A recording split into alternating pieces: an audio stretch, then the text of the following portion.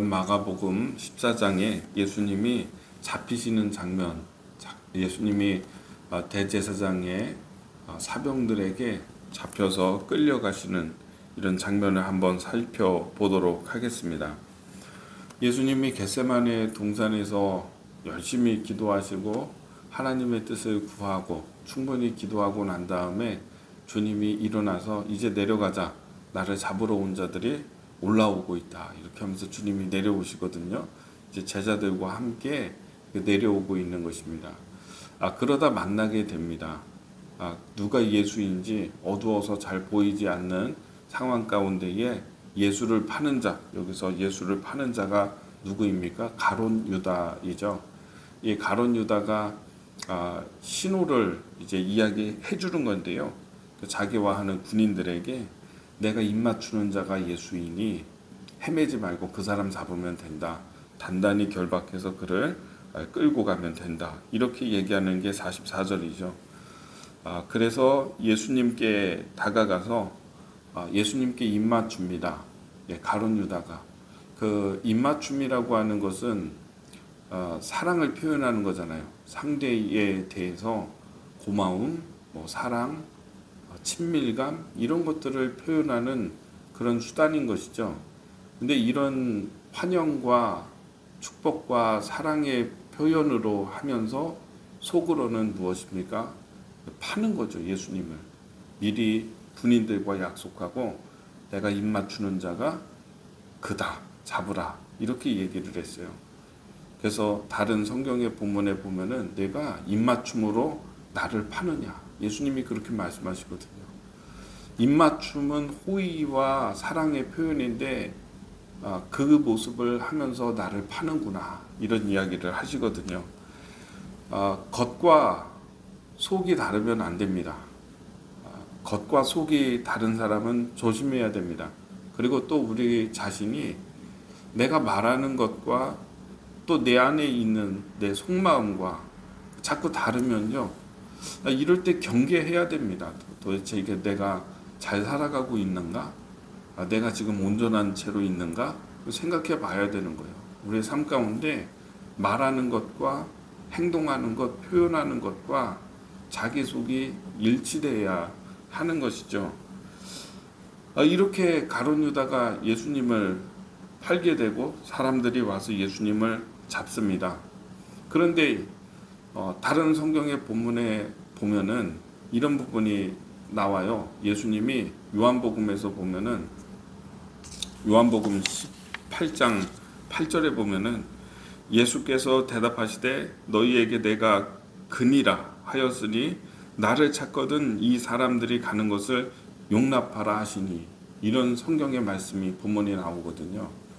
그러니까 제자들이 지금 같이 있는데 이 제자들을 다 잡을 필요가 없다는 것입니다. 너희들이 내가 바로 예수다, 헤맬 필요 없다, 나를 잡아라. 너희들이 나를 잡았으면은 나와 함께하는 이 제자들은 이들은 보내라, 이렇게 딜을 하는 거예요. 내가 저항하지 않는다. 지금 나의 예수님의 제자들도 칼을 차고 있는 자들이 있거든요. 지금 거기서 전면전이 벌어지거든요, 잘못하면은. 그래서 예수님이 잡혀갈 것에 대해서 예상한 제자들은 칼을 가지고 있었어요. 그러니까 여기서 이 사병들과 싸울 수 있는 거죠. 전면전이 벌어지게 되는 거죠. 지키는 자와 데려가려고 하는 자들이 서로 이렇게 되죠. 많은 사람이 죽을 수도 있죠. 제자들도 죽을 수도 있고 사병들도 죽을 수도 있고, 그렇죠. 이런 과정에서. 그러니까 주님이 중간에서 나와 함께하는 자들을 그냥 보내라. 나를 잡았으면 너희들의 목적을 달성한 거니까 나를 잡고 여기 있는 사람들 아무 상관없으니까 보내, 이렇게 딜을 하는 것이죠. 어떻게 보면은 참 멋진 모습 같기도 합니다. 근데 그 모습은요, 왜 그랬냐면 교회입니다. 예수님의 생각에는 제자들 한 사람 한 사람이 다 교회예요. 교회.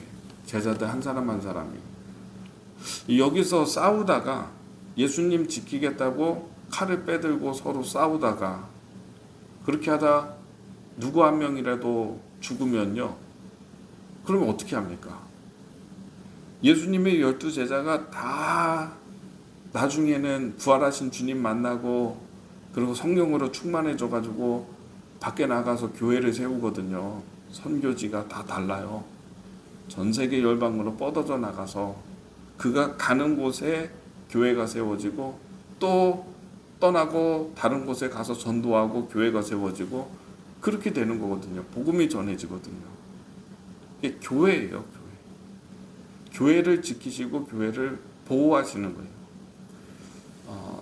예수님은요. 예수님에게는 꿈이 두 가지가 있었습니다. 첫 번째는 십자가를 지시는 것이죠. 십자가를 통해서 그 길을 온전히 감을 통해서 십자가에서 죽으심으로 모든 인류의 대속자가 되시고 구원자가 되시고 구원의 길이 되시는 것이죠. 이것이 예수님의 꿈입니다. 또 한 가지는 뭐냐면 교회입니다. 교회를 세우는 거예요. 베드로에게 베드로의 신앙 고백, 주는 그리스도시요 살아계신 하나님의 아들이십니다 라고 했을 때에 바요나 시몬아 너는 복이 있다. 내가 깨닫는 것은 그래서 너의 혈육으로 인함이 아니라 하늘에 계신 아버지께서 깨닫게 하신 것이다. 내가 너의 위에 교회를 세우겠다. 그 신앙의 고백 위에다가 교회를 세우겠다. 음부의 권세가 흔들지 못하리로다. 이렇게 말씀하시거든요. 이 교회입니다. 예수님의 이 꿈에는, 예수님의 생각에는 항상 교회가 있는 것이에요. 교회가 그렇게 중요한 거예요. 내가 잡히더라도, 내가 끌려가서 고문을 당하고 신문을 당하고 내가 십자가에서 죽더라도 나와 함께하는 이 제자들, 이 사람들을 보내라. 나를 잡았으면 너희들은 보내라. 이 사람들은 보내라. 그렇게 얘기하는 것이죠. 한 사람 한 사람이 교회인 거예요. 이 사람들이 얼마나 귀한지 몰라요. 가서 도착하는 곳마다 교회를 세우고 복음이 전해지고 교회를 통해서 선교가 되고 교회를 통해서 구제가 되고 교회를 통해 가지고 믿음이 세워지고 사람들에게 구원의 일들이 일어나게 되는 거죠. 복음이 여러분 교회가 아니면 어떻게 하겠습니까? 교회가 있으니까 선교가 되고 교회가 있으니까 많은 사람들이 진실한 예배로 하나님께 영광을 돌릴 수 있고 그렇죠. 교회가 중요한 것입니다. 오늘 예수님은 이 교회를 사랑하신 것이죠. 그래서 오늘 이 짧은 장면을 통해 가지고 우리가 이거를 깨닫게 되기를 바라요. 나 잡았으면은 내가 십자가의 길을 갈 테니까 이 사람들 보내라. 단지 이 사람들의 생명을 하나님이 예수님이 생각했기 때문에 그렇게 하셨을 수도 있죠. 그것도 있지만은 이 한 사람 한 사람이 다 교회이고 그것이 또한 성경의 말씀을 이루기 위함인 것입니다. 양을 치리니 목자를 치리니 양이 흩어지리라. 요한복음 18장의 말씀에서 한 사람을 예수님을 치니까 제자들이 양들이 흩어졌다. 다 흩어졌다. 도망갔다. 도망한지라 이렇게 되어 있거든요. 도망가야 되는 것입니다. 그리고 이것이 성경을 이루기 위함입니다. 이때 여기서 싸우다가 죽으면은 베드로 죽고 야고보 죽고 요한 죽고 이런 일들이 벌어지면은 어떻게 되겠습니까? 저는 오늘 이 짧은 말씀을 통해서요. 주님이 얼마나 교회를 사랑하셨는지 우리가 깨닫게 되기를 원합니다. 여러분, 여러분의 교회를 예수님이 이렇게 끔찍히 사랑하시는 자기 목숨을 자기가 잡히면서 내어놓으면서 여기 있는 사람들을 보호하신 것, 그거는 교회를 위한 것이었다. 여러분도 여러분의 교회를 사랑하고요. 정말 교회를 인격적으로 생명으로 대하게 되기를 바랍니다. 여러분, 교회는 건물이 아닙니다. 교회는 그냥 어떤 물체, 그 세상에 있는 기관 가운데 하나 이런 게 아닙니다. 교회는 인격입니다. 교회는 인격이기 때문에 잘못된 일들이 있거나 또 잘못된 그런 어떤 사건이 있거나 거기에 큰 아픔이 있거나 이렇게 막대하거나 이러면 상처를 받아요. 교회가. 제가 안산에서 이제 목회할 때 그런 경험을 많이 했어요. 기도하다 보니까 교회 부임해가지고 기도하는데 마음이 얼마나 아픈지 몰라요. 마음이 너무 아픈 걸 느껴요.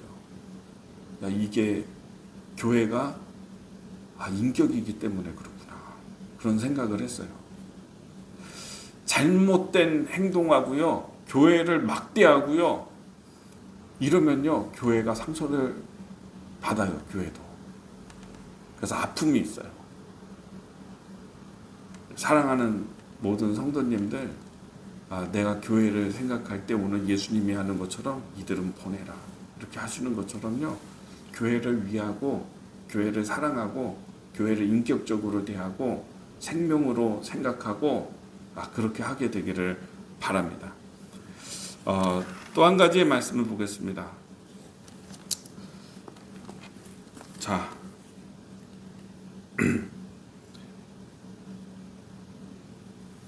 47절 말씀입니다. 46절부터 보면 그들이 예수께 손을 대어 잡건을 곁에 서 있는 자 중에 한 사람이 칼을 빼어 대제사장의 종을 쳐 그 귀를 떨어뜨리니라 이렇게 말씀하고 계십니다.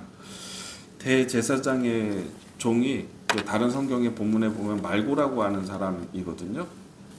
근데 이제 베드로가 칼을 빼서 칼을 휘두르다가 예수님을 지킨다고 휘두르다가 이 대제사장의 종의 귀를 치게 된 겁니다. 그래서 귀가 떨어져서 막 피가 철철 나죠. 그래서 요한복음에서 보면은 예수님이 떨어진 그 귀를 다시 붙여주시는 그런 사건이 있거든요.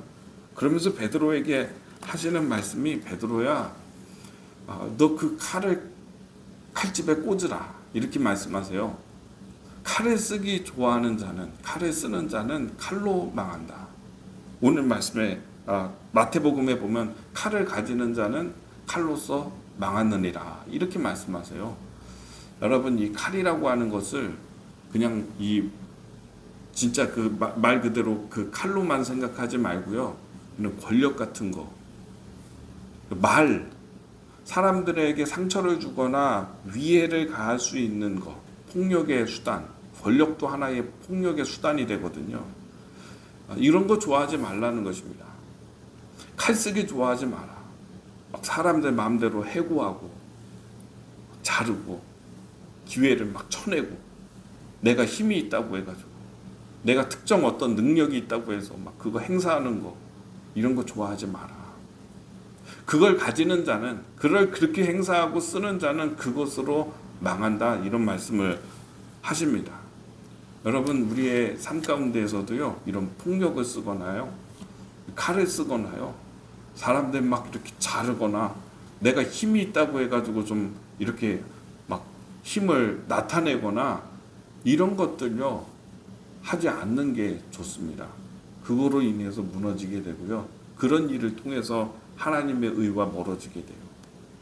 오늘 이 두 가지 말씀을 했는데, 교회를 사랑하라. 교회를 사랑하고 예수님이 했던 것처럼 교회를 아끼고 인격적으로 대하고, 그리고 두 번째는요, 칼을 쓰기 좋아하는 자는 칼로 망한다.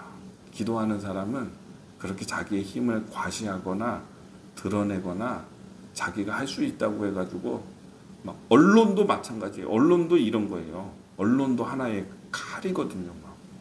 막 사람 찌르면은 사람들 죽고 막 어려움 당하고 그러거든요. 내가 어떤 힘을 가졌다고 해서 그런 것들을 함부로 사용하거나 하면 안 되는 것에 대해서 오늘 가르치고 있는 것입니다. 오늘 이 두 가지의 말씀 기억하시게 되기를 바랍니다. 기도하겠습니다.